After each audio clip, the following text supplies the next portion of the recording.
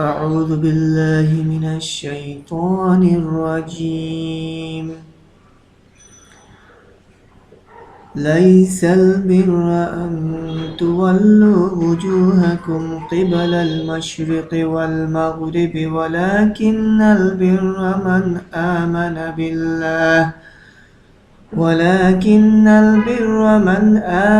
بالله واليوم الآخر والملائكة والكتاب والنبيين وآتى المال على حبه ذوي القربى واليتامى والمساكين وابن السبيل والسائلين وفي الرقاب وأقام الصلاة وآتى الزكاة والموفون بعهدهم إذا عاهدوا والصابرين في البأساء والضراء وحين البأس أولئك الذين صدقوا وأولئك هم المتقون।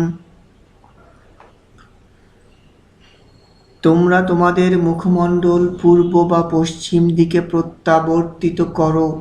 তাতে পুণ্য নেই, বরং পুণ্য তার যে ব্যক্তি আল্লাহ, পরকাল, ফেরেশতাগণ, কিতাব ও নবীগণের প্রতি বিশ্বাস স্থাপন করে এবং তারই ভালোবাসা অর্জনের জন্য আত্মীয় স্বজন, পিতৃহীনগণ, দরিদ্রগণ, পথিকগণ ও ভিক্ষুকদেরকে এবং দাসত্ব মোচনের জন্যে ধন সম্পদ দান করে, আর নামাজ প্রতিষ্ঠা করে ও যাকাত প্রদান করে এবং অঙ্গীকার করলে যারা সেই অঙ্গীকার পূর্ণকারী হয় এবং যারা অভাবে ও ক্লেশে এবং যুদ্ধকালে ধৈর্যশীল, তারাই সত্যপরায়ণ এবং তারাই আল্লাহ ভীরু।